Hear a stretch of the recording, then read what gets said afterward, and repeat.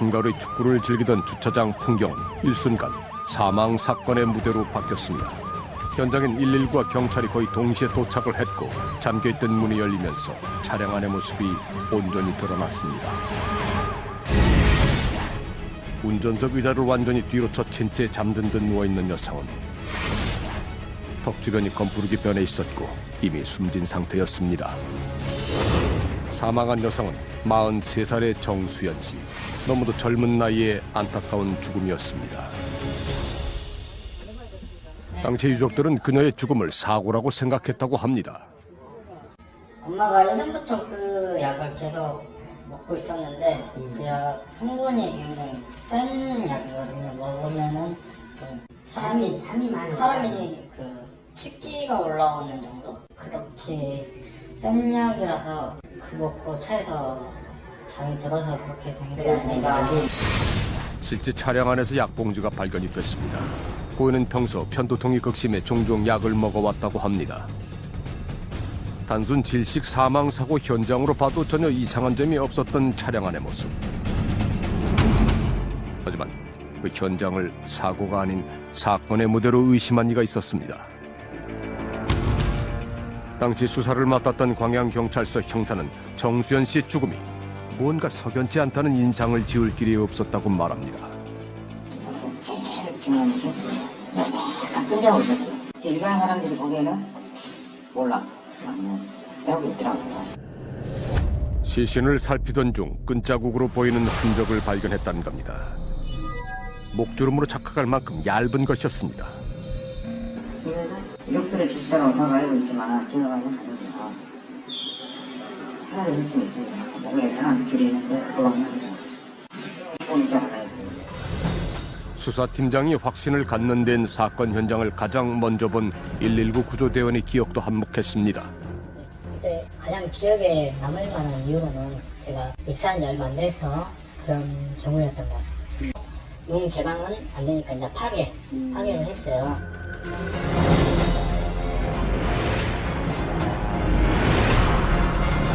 당시 차량 문이 잠겨져 있어서 안으로 진입하기 위해 창문을 깼다는 구조대원. 유리창이 깨지는 그 순간 뜨거운 열기가 느껴졌다고 합니다. 특이한 점은 자동차는 시동 켜져 있고 그다음에 히터가 켜져 있을 거예요. 에어컨이 아닌 히터가 섭씨 32도. 그러니까 최고 온도로 켜져 있었던 겁니다. 이날 광양의 최고 온도는 28도로 한여름처럼 무더운 날씨였습니다. 단순 질식 사망 사고로 보이던 죽음. 하지만 현장에서 잔뼈가 굵은 형사의 눈엔 전혀 다른 진실들이 보이기 시작을 했습니다.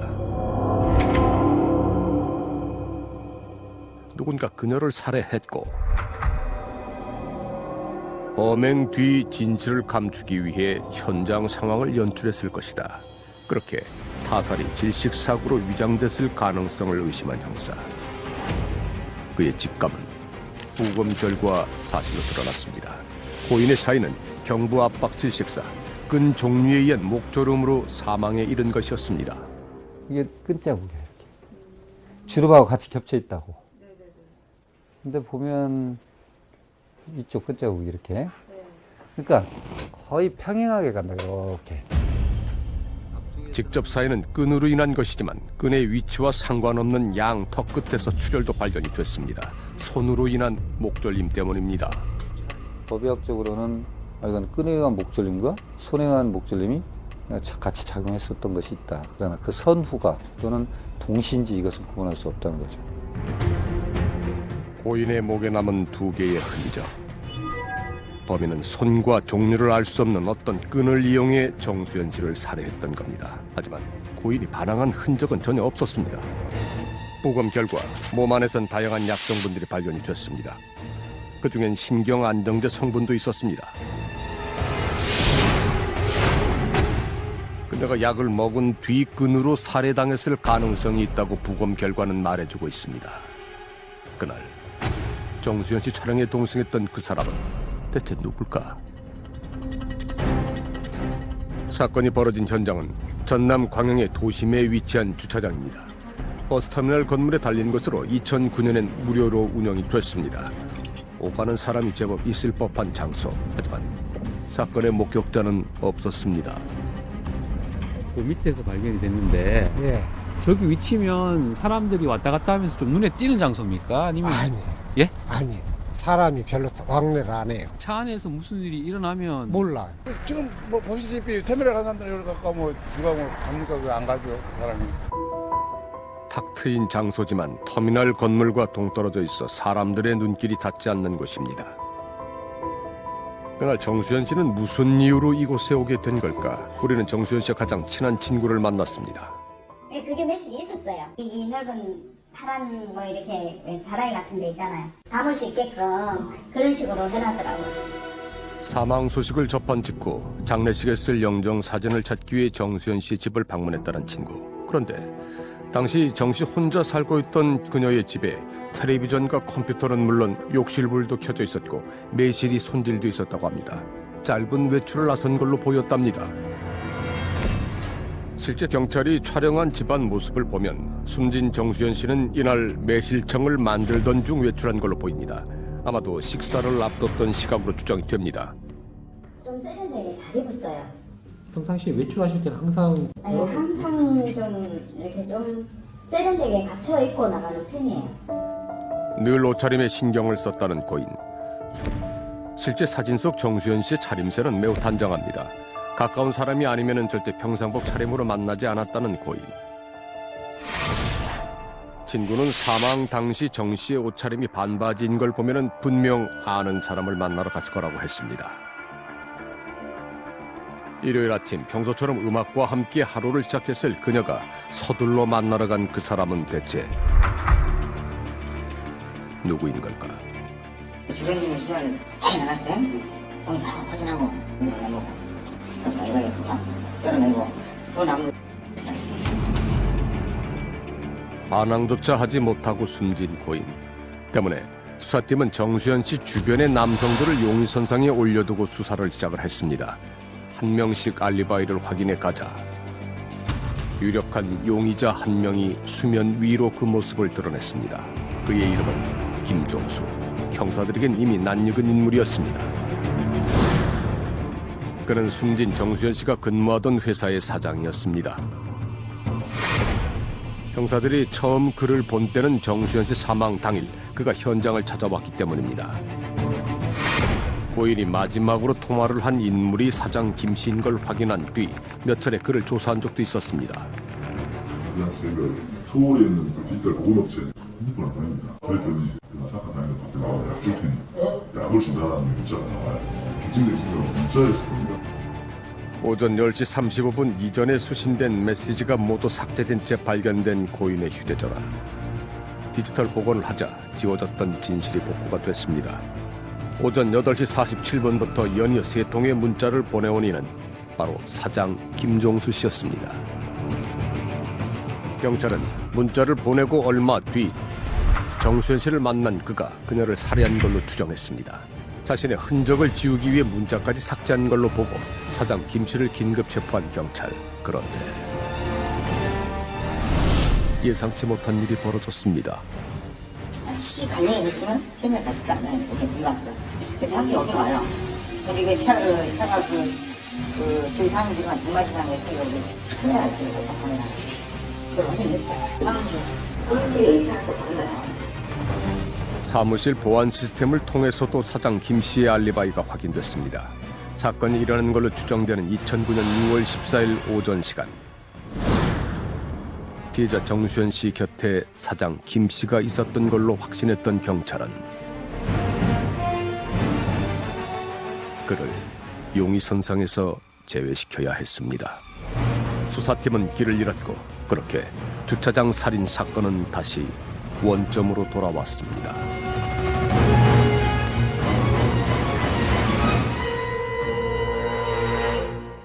경찰이 쫓는 유력한 용의자가 혐의를 벗은 만큼 이 사건을 처음부터 다시 되짚어 봐야겠습니다.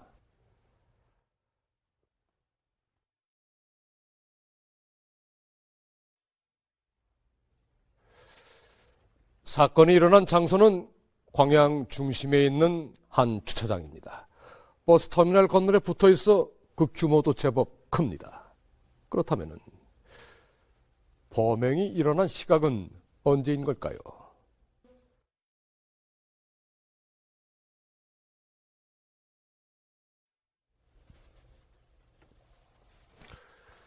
피해자의 직장 사장인 김정수 씨에 따르면 이날 오전 10시 17분경 두 사람이 통화를 했다고 합니다. 그의 말대로라면 이때까지는 피해자 정수현 씨는 살아있던 걸로 보입니다. 경찰이 사건 현장에서 피해자의 휴대전화를 발견해 살펴봤더니 오전 10시 35분 이전에 수신된 문자 메시지가 모두 지워져 있었습니다. 이전 문자는 피해자가 직접 지웠거나 범인이 지웠을 수 있을 겁니다.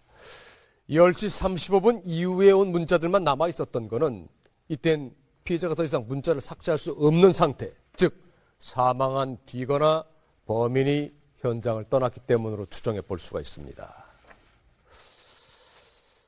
종합해 볼 때 피해자는 이날 오전 10시 17분에서 10시 35분 사이에 누군가에 의해 목 졸려 살해된 걸로 보입니다.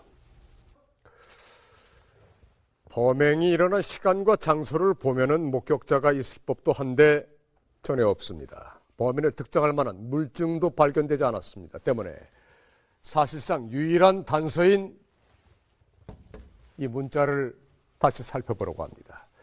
형사들이 복원해낸 이 문자는 사장 김 씨가 보낸 것으로 확인이 됐습니다. 하지만 그는 피해자가 사망한 시각 자신의 사무실에 있었습니다. 게다가 자신은 문자를 보낸 일이 없다고 주장하기도 했습니다. 참으로 기이한 일입니다.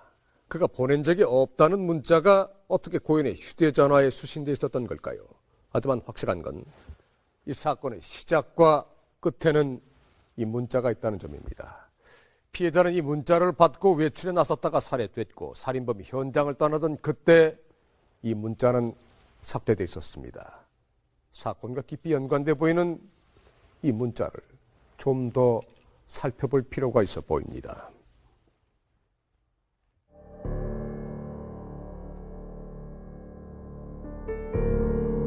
비극은 그날 아침 수신된 문자와 함께 시작된 듯 보였습니다. 사실상 유일한 단서인 문자 메시지를 좀 더 조사하기 시작한 수사팀. 사실은 휴대폰을 하는 게 아니고 그 통신회사 문자 서비스 로그인 들어가서 거기서 남자 거를 가지고 남자가 보낸 것 마냥 문자를 보내요. 수사 결과 문자는 통신사 웹사이트를 통해 발송된 것이었습니다. 사장 김 씨인 척 정수현 씨를 불러낸 이는 누구일까? 사건 발생 한 달여 만에 찾아낸 문자의 발송지는 사건 현장에서 멀지 않은 곳에 위치한 아파트였습니다. 형사들이 그곳에서 마주한 이는 40대의 여성. 그녀는 문을 두드린 뒤 30여 분 뒤에야 수사팀의 방문을 허락했습니다. 바로 안 돼. 그때 노트북을 지었어요. 뭘 지금? 노트북으로 저 문자를 지었어요.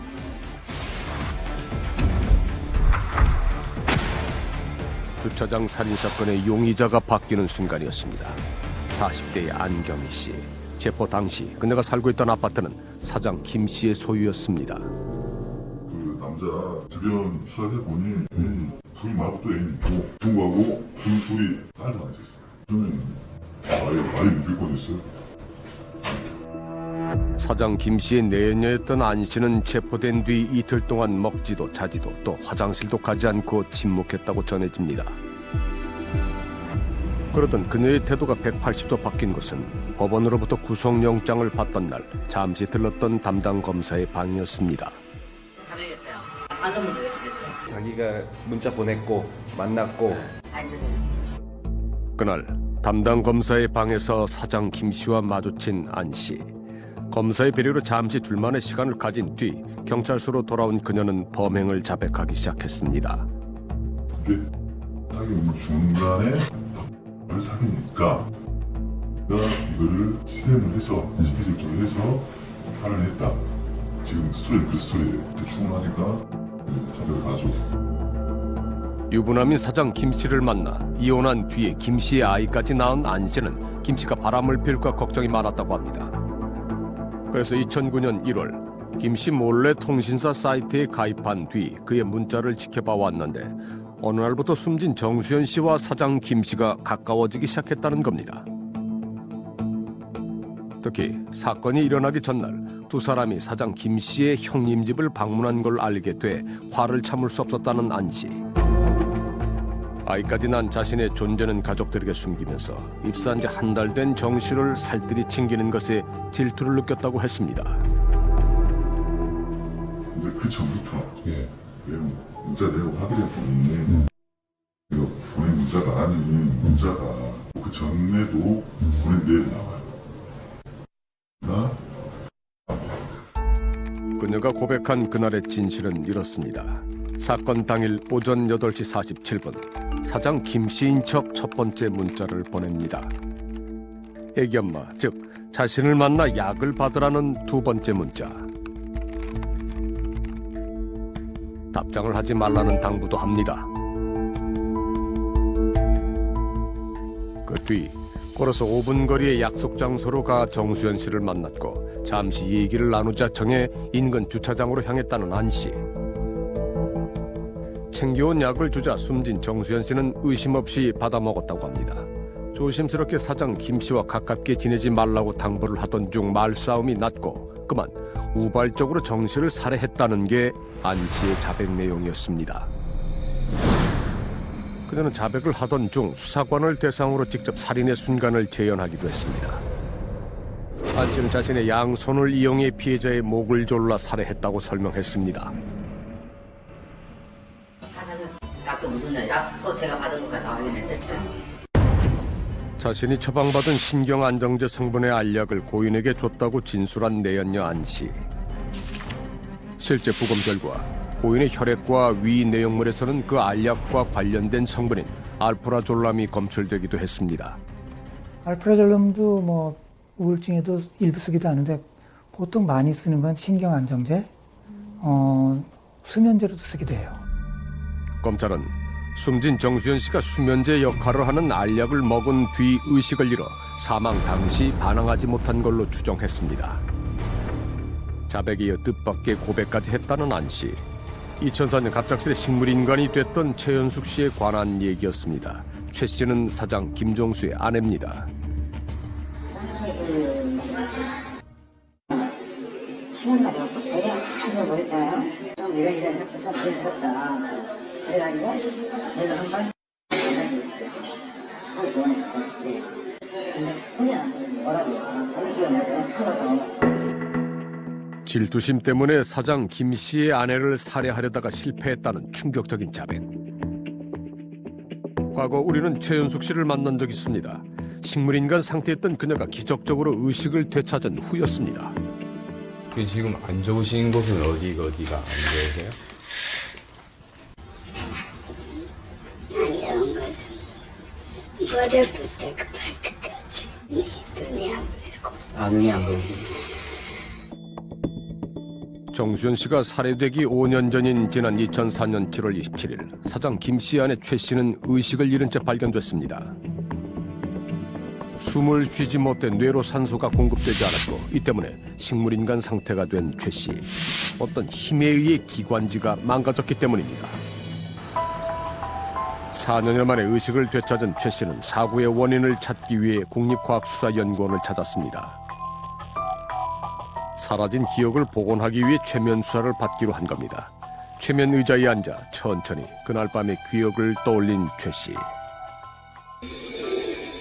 갑자기 자다가 목이 막 답답해져요. 목이 답답해졌어요. 그래서 눈을 떴는데 그 언니가 내 안복을 들고 있었어요. 최면으로 복원된 기억 속 언니는 바로 내연녀 안 씨라고 했습니다. 안 씨를 남편과 친한 형님의 아내로 알고 있었다는 최 씨. 복원된 기억과 함께 그녀를 찾아온 건 배신감과 분노였습니다. 억울하지요. 억울하지. 떠나드는 게 그다지 저까지 왔다가 난 정도였기 때문에 불편하다 생각한 적도 없었고 내가 미워한 적도 없고 그런데 내가 깜찍이니까 밥 끄다버렸잖아요. 두 개의 비밀을 고백한 뒤 내연녀 안 씨는 현장 검증에도 응했습니다. 그는 담당이 범행을 재현했다고 전해집니다. 영문모를 뇌사 상태에 빠졌던 30대 주부가 5년 만에 깨어나서는 최면을 통해 자신을 목 졸라 뇌사에 이르게 한 범인을 밝혀냈습니다. 잠결에 발생한 당시 상황을 가까스로 기억해낸 겁니다. 한 내연녀의 질투심이 부른 두 건의 비극은 세상을 놀래키기에 충분했습니다. 사건을 해결해낸 경찰과 검찰을 향한 진심 어린 칭찬도 이어졌습니다. 다음 순서는 법의 엄중한 심판이었습니다. 소심하겠지만 문자 메시지 그런 부분에 그러니까 금자 주장했던 부분은 확률은 빠졌어요. 법정에서 난 씨는 모든 혐의를 부인했습니다. 특히 정수연 씨 살해 사건의 경우 문자를 보낸 건 맞으나 아이가 울어 외출을 하지 못했다고 했습니다. 살인과 살인미수 두 건으로 기소된 안경희 씨에게 무죄를 선고한 1심 재판부. 이후 이어진 검찰의 항소와 상고는 모두 기각됐습니다. 근데 자백이 강압수사도 아니에요. 강압수사 말 한마디 안 나와요. 자백 신빙성이 없다고 사장 김 씨의 아내 최 씨 살인미수 사건은 최면으로 떠올린 기억을 완전히 신뢰하기 어렵다는 이유에서 무죄가 선고됐습니다. 그렇다면 정수연 씨 살해 사건은 어떤 이유가 있는 걸까? 내연녀 안 씨가 자백을 번복하기도 했지만 더 중요한 이유가 있다고 전문가는 분석합니다. 제일 중요한 거는 객관적인 상황하고 안 맞는 게 몇 개가 발견된 것 같아요. 그래서 사체 부검을 하는 과정에서 피해자의 사체에서 나온 사큰, 뭔가 끈이나 줄 같은 걸로 꽉 조였을 때 남는 피부 흔이 있습니다. 그게. 그 사큰이라고 부르는데 그 사큰하고 이 피고인이 자백한 내용하고 안 맞는다.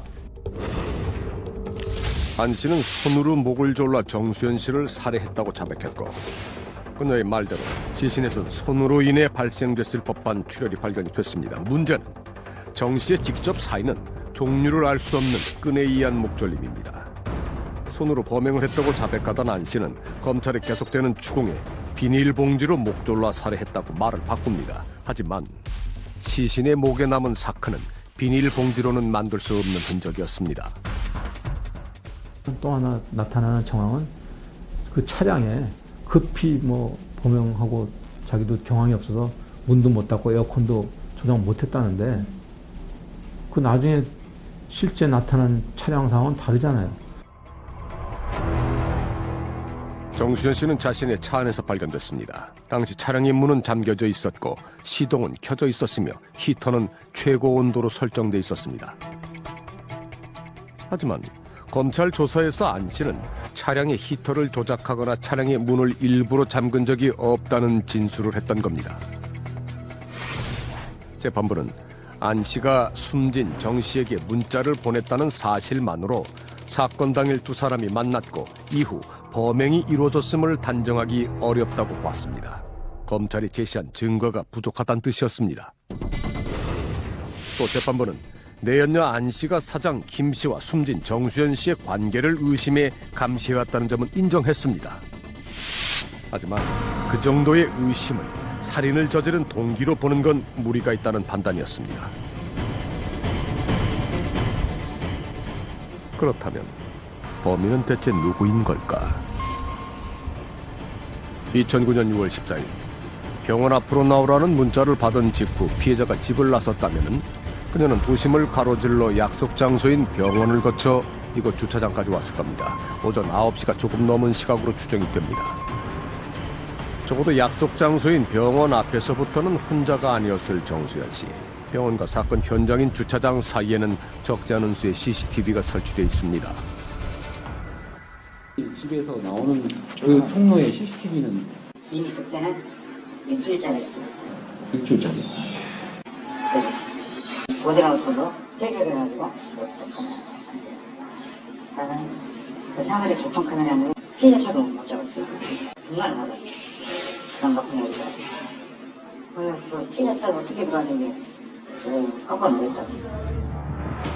피해자의 차량에 범인이 남긴 흔적, 즉 지문이나 DNA는 없었던 걸까? 내가 우리 아저씨를 잡고 머리까지 할 때 내가 있어요. 머리 나올 때. 그럼 그때 감기 결과 보고 올라가서 나온 게 없어요. 세 차례에 거친 차량 감식으로 운전석 시트와 조수석 시트에서 머리카락 15가닥을 발견을 했지만 안타깝게도 유전자형은 검출되지 않았다고 합니다. 얼마나 심했는데 내가 얼마나 그 일한다고 내가 그 공파를 나갔다니까. 그 공파가 나가서 내가 나갔다니까. 환자문제가 다 듣고 왔어. 천명만 천 1심 재판부가 내연녀 안 씨에게 무죄를 선고하자 이에 검찰은 즉시 항소를 했습니다. 그날 아침 두 사람이 만났을 가능성이 매우 높다는 내용이었습니다. 사장 김 씨가 보낸 문자인 줄 알고 피해자가 약속 장소로 나갔는데 그곳에 아무도 오지 않았다면 사장 김 씨에게 연락을 했을 것이다. 그런데 연락을 하지 않았으니 안 씨를 만났을 가능성이 있다는 논리입니다. 2심 재판부 역시 이런 검찰의 주장을 어느 정도 인정했던 걸로 보입니다. 판결문을 좀 읽어드리겠습니다. 피해자가 사장 김 씨에게 어떠한 연락을 취한 사실이 없는 바, 피고인 이외에 다른 사람을 만났다고 볼 만한 아무런 자료가 보이지 않고 피해자를 마지막으로 본 사람이 피고인일 가능성이 큰 점. 이렇듯 피해자와 가해자가 만났을 가능성을 인정을 했지만은 2심 재판부 역시 1심과 같은 이유로 검사의 항소를 기각했습니다. 단지 추정만으로 살인이라는 중죄를 단정해서는 안 된다는 취지였습니다. 수사기관에서 안 씨가 한 자백과 그녀가 보낸 세 통의 문자만으로 살인 혐의를 입증하기는 다소 부족해 보이는 건 사실입니다. 2009년 당시 경찰은 자체적으로 디지털 복원 기술을 가지고 있지 않아 서울의 한 업체에 피해자의 휴대전화 복원을 의뢰를 했습니다. 이 메시지가 복원된 시점은 사건이 발생하고 한 달여 뒤입니다. 때문에 CCTV와 같은 물증을 확보할 수는 없었다고 합니다. 앞서 보셨듯이 피해자의 차량에서는 범인의 DNA나 지문이 발견되지 않았습니다. 뚜렷한 물증이 부족할 때는 합리적인 근거를 더욱 보강해야 합니다. 신빙성 있는 증언을 확보하고 과학적인 분석을 덧붙이면 범인의 얼굴이 지금보다는 조금 더 뚜렷해질 수가 있을 겁니다. 우린 먼저 주변 증언들부터 보강을 해볼 생각입니다. 우리에게 들려줄 수 있는 얘기가 있는 사람들이 분명히 있을 겁니다. 그중 한 사람은 정수현 씨의 직장 사장인 김종수 씨일 겁니다. 저희가 한번 좀 시간 좀 내주시면 잠깐 뵙고 말씀 좀 듣고 싶어가지고요. 무슨 말씀 듣고 싶으세요? 그때 당시에 그 상황을 좀 듣고 싶은 거죠. 그때 상황 기억하세요? 예. 몇 년 지났는데. 잠깐의 망설임 뒤 만남을 허락해준 사장 김 씨. 통화 때와는 달리 반갑게 맞아줍니다. 우리가 좀 피곤해요. 많이 어저께 보내는데 검사실에서 그와 만난 뒤 살인을 자백했던 내연녀 안 씨. 둘만의 방에서 어떤 대화가 오갔던 걸까? 그때는 뭐라 그러던가요? 검사실에 가가지고 자기가 했다고 하고 나한테도 막 나왔다고 하고 평소처럼 맞지.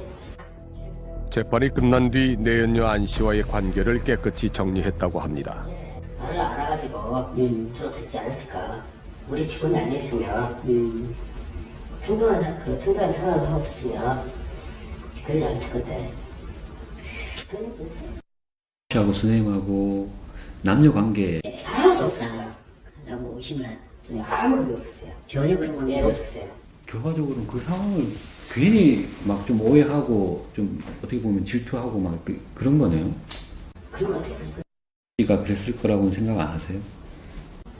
생각을 그렇게 해보지 못해요. 내연녀 안 씨는 그가 숨진 정수현 씨를 형님에게 소개해준 일로 분개했습니다. 하지만 실제 그곳에는 회사 직원들이 함께 있었다고 합니다. 문자의 내용을 오해했던 모양입니다. 내가 오해할 수도 있어요. 이렇게 둘이 동거했다거나 잠자리했다거나 그런 거 수준이 안 나왔어요. 오해할 수도 있어요. 오해를 제때 풀지 않으면 이해의 길은 더욱 멀어집니다. 안 씨가 정수연 씨를 살해했다는 추정 역시 심각한 오해일 수 있을 겁니다. 그래서 더더욱 그녀의 얘기를 직접 들어볼 필요가 있습니다.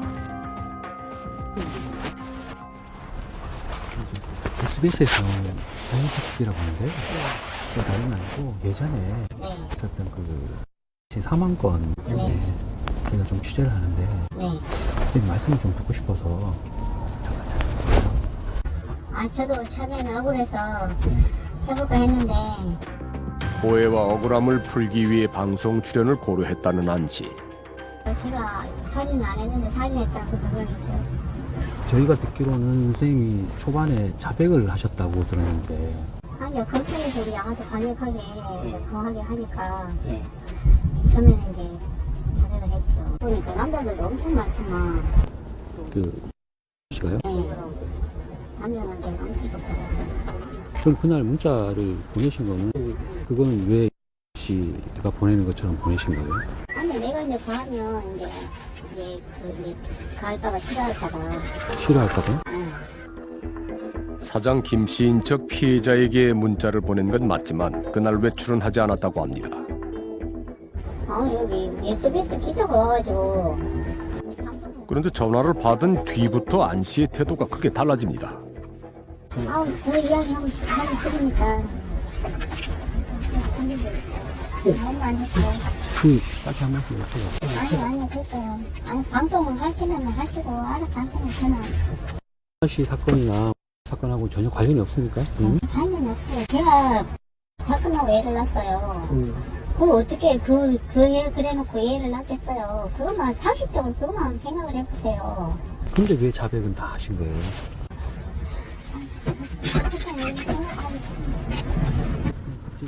연락 한번 드릴게요.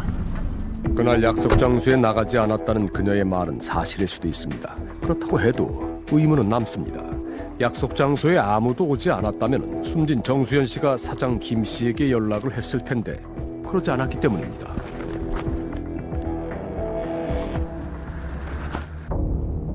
안 씨는 잘못을 인정하는 반성문을 재판부에 제출했습니다. 강압 수사가 있었다면 이를 고발하는 일이 우선이었을 겁니다. 하지만 그녀에 대한 의혹 역시 완벽한 것은 아닙니다. 그래가 정말 정수연 씨를 살해한 살인범이 맞다면 살해 도구를 모를 리가 없기 때문입니다. 살인이라는 큰 죄를 인정한 마당에 차량 히타를 조작하고 차문을 잠근 일을 굳이 숨길 이유도 없어 보입니다. 무엇이 합리적인 의심일까? 수사 당시 안 씨가 남긴 진술 속에서 그 답을 찾아보기로 했습니다. 실제적으로 그날 피해자를 만난 사람은 가장 유력한 사람은 피고인이 맞아요. 그리고 만났을 개연성이 매우 높아요. 특히 피해자와 주고받은 대화를 세세하게 묘사하는데 이는 자신이 직접 경험한 일을 전하는 걸로 보인다고 합니다. 1심과 달리 2심 재판부는 두 사람이 만났을 가능성은 있다고 봤습니다. 하지만 만남의 장소가 인적이 많은 주차장이라는 점 때문에 그곳에서 살인이 일어났다고 단정짓기는 어렵다고 봤습니다. 살인 혐의에 대해서는 무죄 판결을 받은 안 씨. 하지만 이 사건과 관련된 그녀의 진술에는 석연치 않은 부분들이 분명히 있다고 전문가들은 말합니다. 살해 장면에 있어서 목을 조른 부분과 관련된 부분도 본인의 경험과 관련이 되어 보이는데 그 외 부분들에 있어서는 본인의 경험과는 조금 다른 내용들로 얼머무리고 있거든요. 근데 거짓말이 이 날조뿐만이 아니고 생략을 포함하거든요. 생략은 어떤 일이 있었는데 거기에 대해서 전체를 이야기하지 않고 부분만 이야기하는 것.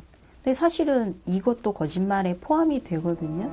꾸며낸 진술은 없는 걸로 보이는데 침묵한 비밀이 있는 걸로 추정된다고 합니다.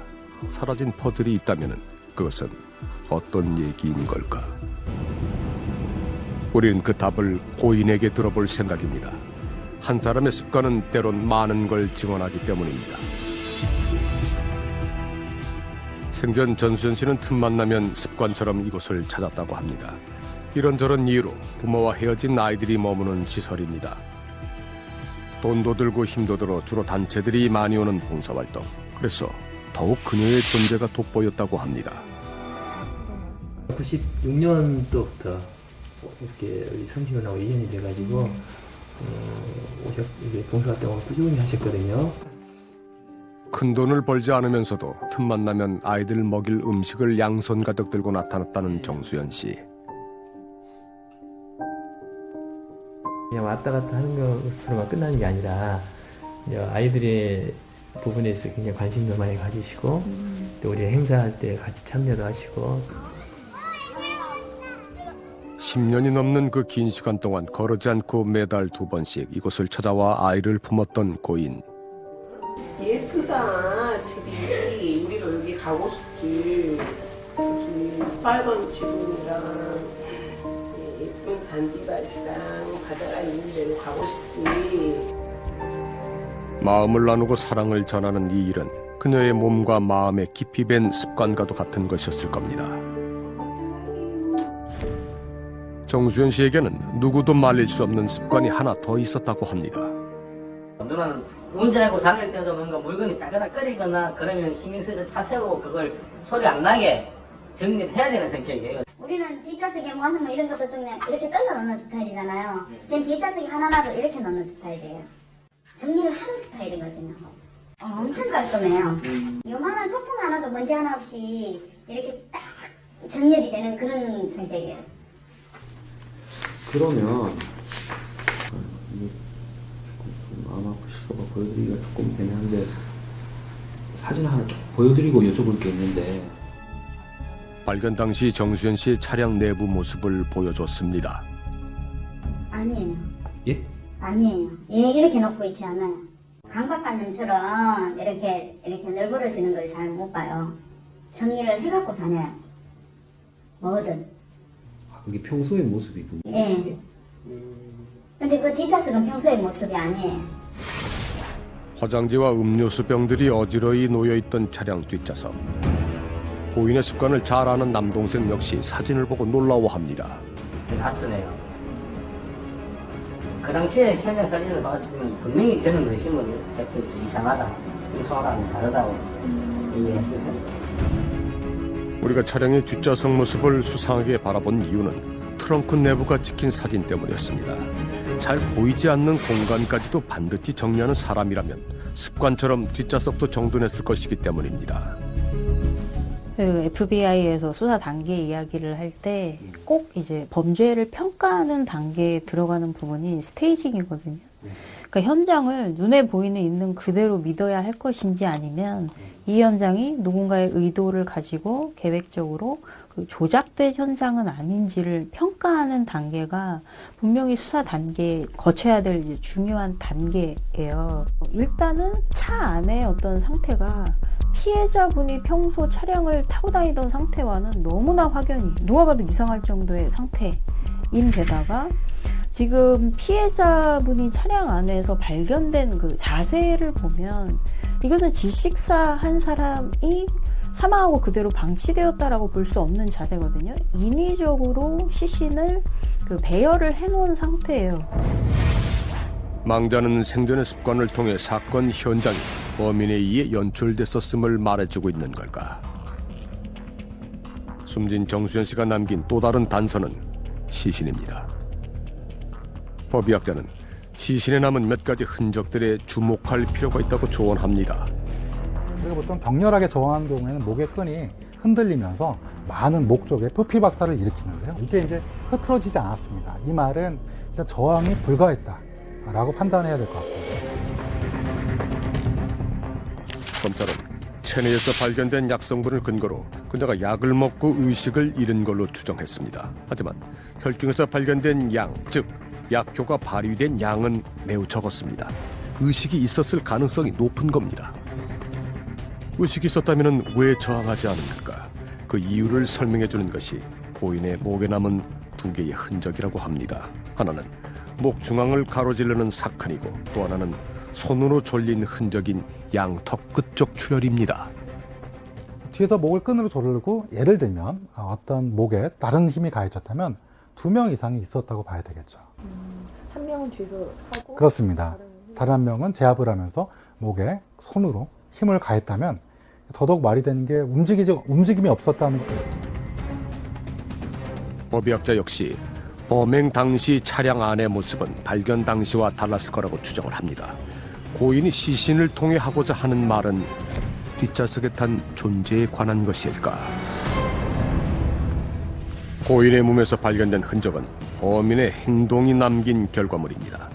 똑같은 형태의 흔적을 만들기 위해서는 어느 위치에서 어떤 행동을 취해야 가능한지 직접 해볼 생각입니다. 이는 실제 변사 사건을 수사할 때 사용하는 분석 기법이기도 합니다. 첫 번째 상황은 자동차 내부의 좌석이 이제 세워져 있느냐, 조금 더 기울어져 있느냐가 중요한 것 같습니다. 발견 당시 차량 상태처럼 운전석을 깊게 눕힐 경우에는 뒷좌석에는 사람이 앉을 공간이 없습니다. 즉, 가해자의 위치는 조수석인 겁니다. 실험자가 스스로 찾아낸 동작은 피해자의 목 앞에서 끈이 교차되는 형태입니다. 근데 보시면 이렇게 되면 X자 형태를 그리면서 이 부분이 뜨게 됩니다. 그러니까 어떤 겹쳐진 부분의 모양이 나타나거나 뜨게 되는데요. 그 목의 자국이. 실제로 부검 시에 관찰된 끈자국은 이 앞부분은 평행하게 진행이 됩니다. 끈이 교차된 부분엔 사큰이 잘 남지 않습니다.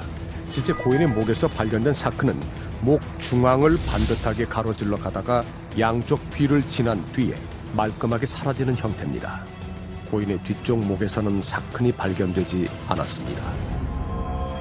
실제 사큰의 형태와 비슷한 흔적을 만들어 보기를 실험자에게 주문해 봤습니다. 어떻습니까? 이게 조금 더 평행해야 되는데요. 이렇게. 이리저리 자세를 찾던 실험자는 피해자를 올라탄 뒤에 양손으로 끈을 팽팽하게 당겨 누르는 동작을 취해 보입니다. 이 상황은 끈자국이 이렇게 평행하게 가게끔 하는데 유일한 방법입니다. 앞에서 하기에는. 돼지의 껍질 부분은 사람의 피부와 가장 비슷한 탄력을 가지고 있습니다. 실험자가 찾아낸 동작은 정확히 어떤 사큰을 남기는지 확인해 봐야겠습니다. 뺄게요. 그대로 뺄게요. 네. 목 중앙을 평행하게 가로지르는 선명한 흔적. 언뜻 시신에 남은 것과 비슷해 보입니다. 하지만 사큰의 길이가 짧습니다. 앞서 설명했듯 고인의 목에 남은 사큰은 양쪽 귀 뒤편까지 이어졌습니다. 조수석에 앉아서 끈을 이용해 실제와 비슷한 흔적을 만들기는 사실상 불가능해 보입니다. 이 자세로 굉장히 불편한데요, 지금? 끈으로 오히려 압박을 해서 그렇게 쓸 수는 있을 것 같은데 끈 힘으로는 안 됐을 것 같아요. 한 손과 한 손을 따로따로 이용해서 교사와 액사를 동시에 진행한다.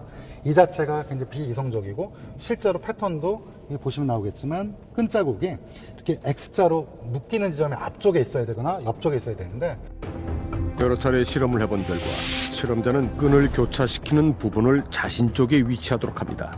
잡아당기기 위해서입니다. 때문에 가해자 쪽에는 사큰이 남지 않게 되는데 숨진 정수현 씨는 목 뒤편에 사큰이 없었습니다. 뒷좌석에 또 한 사람이 타고 있었을 가능성이 높아 보입니다. 뒷좌석에 앉은 실험자에게 자연스러운 자세를 취해보도록 하자 한 가지 동작을 찾아냅니다. 훨씬 자연스럽고요. 그리고 힘이 아까 거보다는 훨씬 잘 들어가서 더 이렇게 팽팽하게 쪼여지는 느낌이 더 들어요. 피해자가 의식이 있는 상황에서도 조수석 사람의 도움이 있으면 가능합니다. 운전석 목받침대의 쇠 지지대가 끈이 수평되는 걸 도와줍니다. 실험자가 찾아낸 자세는 실제와 얼마나 비슷한 흔적을 남길까? 돼지 껍질 부위에 확인해 본 결과 시신에서 발견된 사큰과 상당히 유사합니다. 시신에서 관찰되는 뒷목까지 이어지는 사큰과 일치한 소견을 보입니다. 망자가 시신을 통해 증언하는 그날의 진실. 그것은 제3의 존재인 걸까? 그날 차 안에 한 사람이 더 있었다고 가정을 하면 지금껏 설명되지 않았던 의혹들이 상당 부분 해소될 수 있다고 합니다. 씨는 씨가 한 행동만을 진술하고 있고 제3자의 상황에 대해서는 제가 잘 알지 못하니까 그 대목을 정확히 진술 못하는 거 아닌가. 내연녀 안 씨는 살인을 인정할 당시에도 범행 도구와 차량의 최종 상태를 설명하지 못했습니다. 그것은 그러한 행동들을 한 사람이 따로 있었기 때문으로 보인다는 게 전문가의 분석입니다. 안 씨가 한 자백의 빈틈을 메워주는 제3의 인물의 존재를 당시 수사진들은 전혀 의심해보지 않았던 걸까? 진짜 이 공범은 출연 못합니다. 옆자세만 이게 없었으면 이게 사냐고 이게 없었으면 공범 있다 그러면 이 상태로 안 나와요.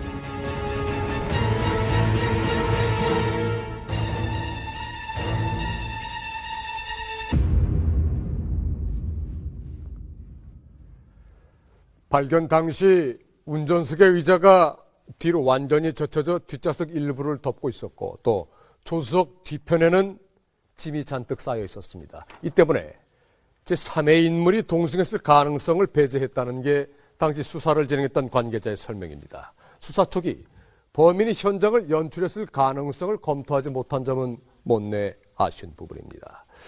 평소 정리정돈을 잘하던 피해자의 습관과 고인의 목에 남은 두 개의 흔적이 제3의 인물이 존재했을 가능성을 말해주고 있습니다.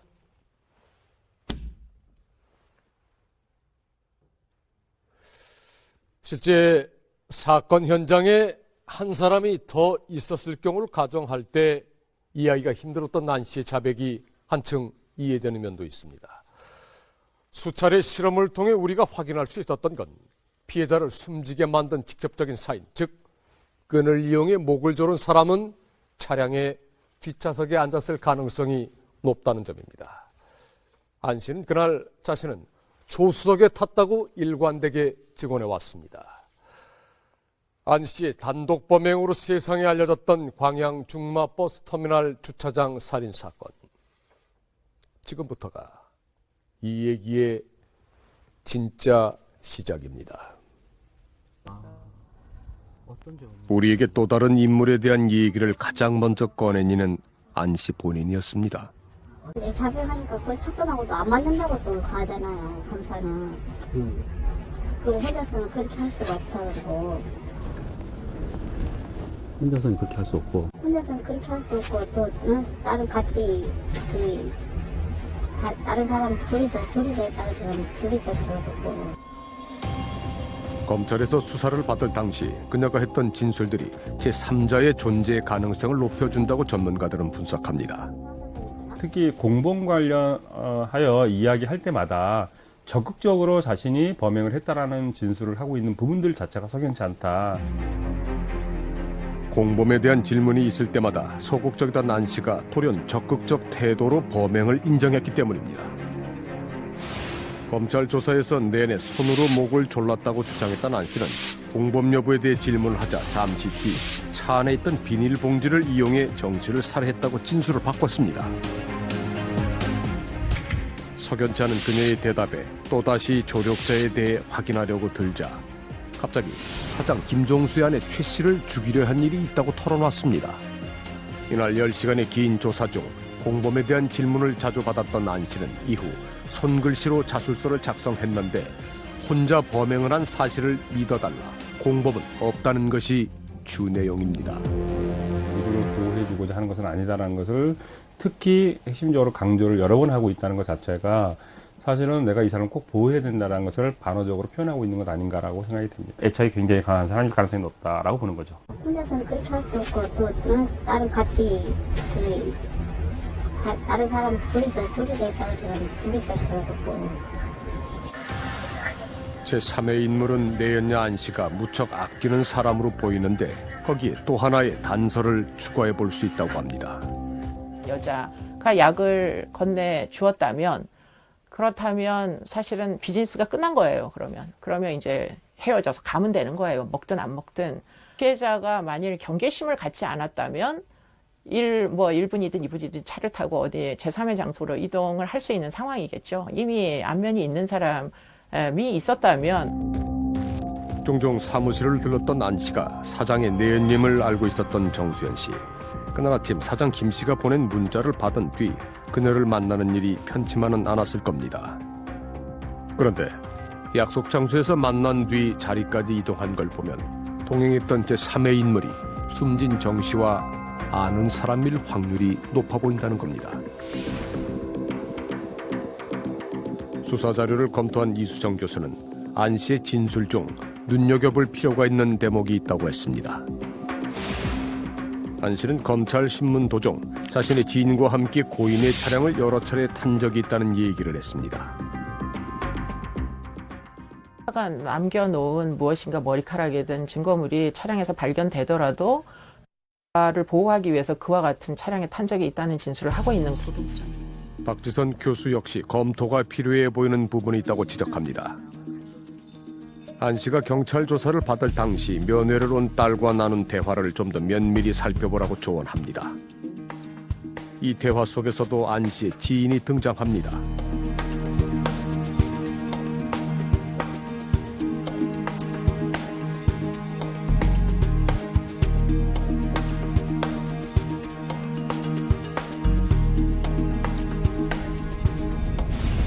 당시 경찰은 범인이 고인의 옷을 이용해 목을 조른 것으로 추정하고 있었습니다.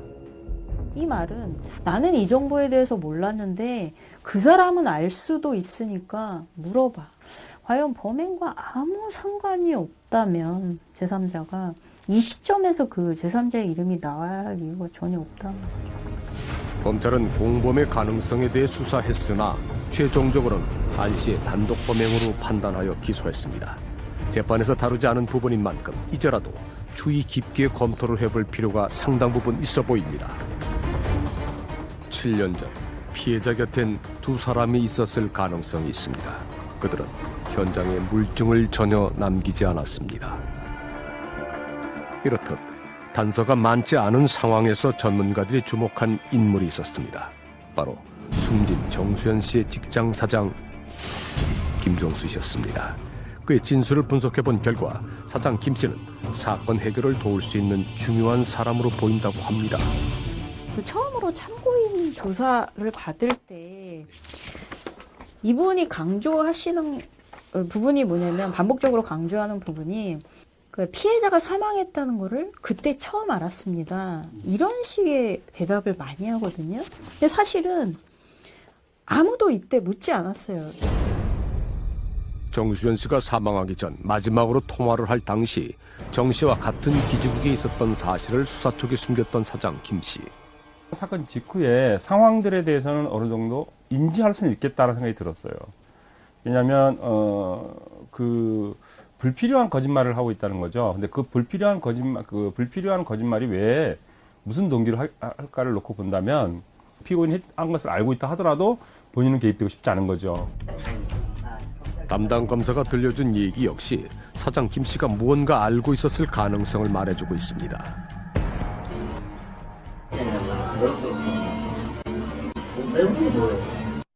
누가요? 변호사님한테? 뭐라고 하면서?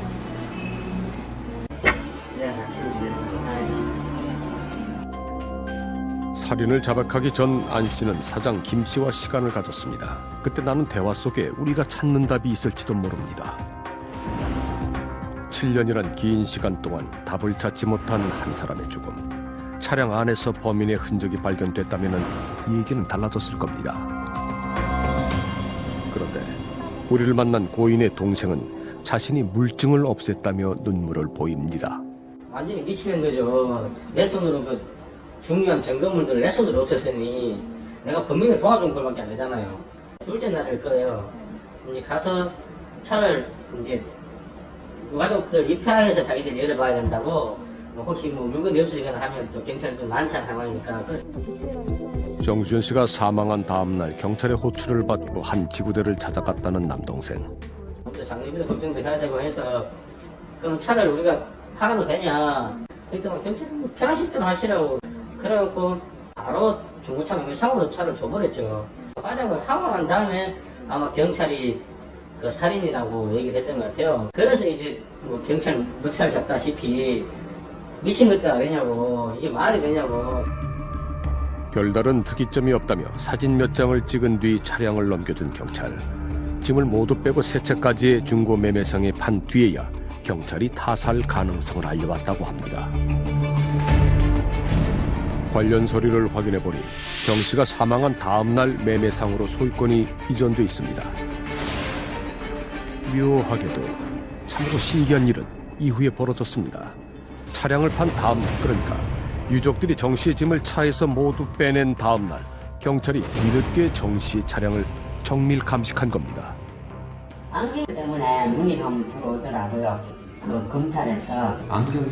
그게 끼고 있었다고 했는데 현장 그 영안실에 물어보니까 안경이 없다 하더라고요. 사망 당시 안경을 착용하고 있었던 정수연 씨. 아마도 범행 중 벗겨졌을지 모를 이 안경을 범인이 만졌을 확률이 높습니다. 중요한 증거를 분실하고 사건 현장인 차량을 보존하지 않은 경찰. 유족의 말을 듣고 다시 본 수사 기록은 이해할 수 없는 얘기들로 가득합니다. 앞선 두 차례의 차량 감식에서는 지문 한 점 찾지 못했던 경찰이 갑자기 머리카락 15가닥을 발견한 겁니다. 사건 발생 13일 뒤 벌어진 일입니다. 머리카락을 찾는 장면은 사진기 고장으로 찍지 못했다고 합니다. 경찰의 설명 없이는 이해하기 힘듭니다. 경찰은 어떤 대답을 들려줄까? 현장에서 촬영 감식 다 하셨어요? 그럼 안 한가요? 그 결과가 어떻게 나왔습니까? 왜 제가 피곤하다고 합니까? 질식사를 너무 일찍 판단해버리신 거 아니에요? 누가 질식사였으면 살인사고 수하던가요? 그 말이 되는 이야기예요? 따지지 마세요, 가세요. 아니, 지금 뭐 하시는 거예요, 지금? 차량은 사건 현장 그 자체였습니다. 제대로 보존을 했다면은 범인의 흔적을 찾았을지도 모릅니다. 남동생이 저희한테 울었어. 네. 자기 손으로 증거 다 지운 거잖아요. 경찰에서 가져가라 그러니까 가져가서 새 차에서 팔았는데 지문 하나도 안 나왔죠, 나중에. 왜 안 나왔겠습니까, 그거? 그렇게 안 나왔어요. 머리카락은 한 10며칠 지나고 나서. 그렇게 이제, 처음에 이제 그렇게 이제 저희들 했어. 이렇게 막, 감식을, 그날 저희들이 왔을 때 지방청 감식이 다 했다고. 형사에게서는 끝내 들을 수 없었던 그 답이 무엇인지 사건을 담당했던 검사를 통해 가늠할 수 있었습니다. 그 차량을 사고 다음날, 사건 다음날 그 유가족들한테 찾아가라고 한 건 아세요? 그걸 경찰에서. 아셨어요? 그건 경찰입니다. 그렇죠. 그러니까 경찰 문제인데 검사님이 그걸 뒤늦게 아신 건지. 지금 어차피 다시 살아올 수는 없잖아요. 사건 해결의 1등 공신으로 세상에 알려졌던 경찰. 내연녀 살인사건 피의자 모 씨를 검거한 경찰관에 대한 1계급 특진.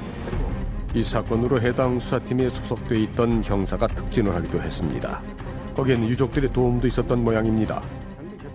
짧게 글도 올려준 적도 있는데 경찰이 그걸 올려달라고 부탁하던가요? 네, 있어갖고 자기들 그 쫄뱅이 하나가 지급하고 뭐 그런 것도 있었거든요. 재판을 통해 무죄를 받은 안 씨, 정수연 씨 사건은 사실상 미제 사건입니다. 우리는 이 사건에서 제3의 인물이 존재했을 가능성을 알린 뒤 재수사를 부탁했습니다.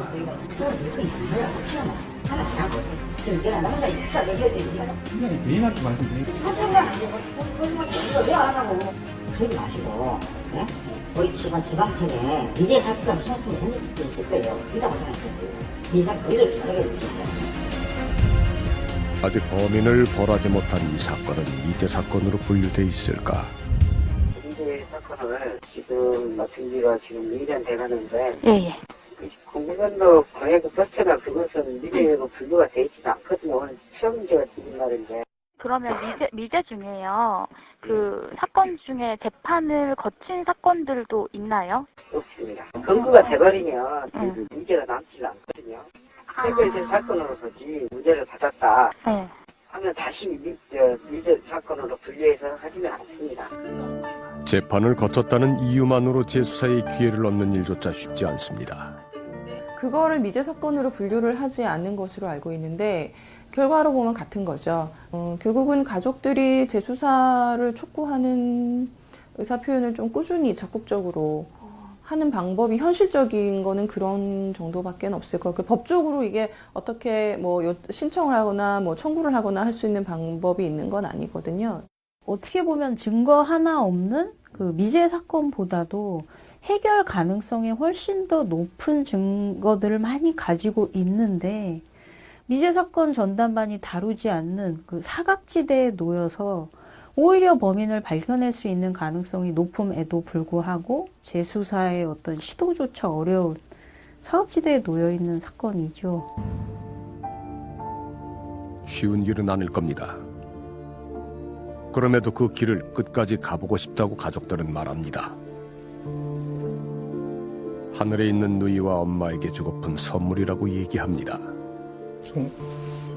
목각 인형은 누가 준비해? 처음에는 없었는데 시간 좀 지나고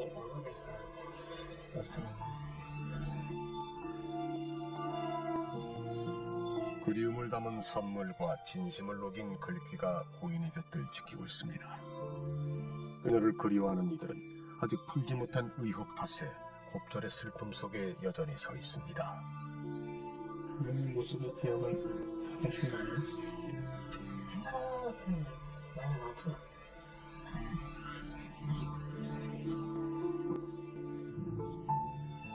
시간만이 이들의 슬픔을 무뎌지게 할 수 있을까?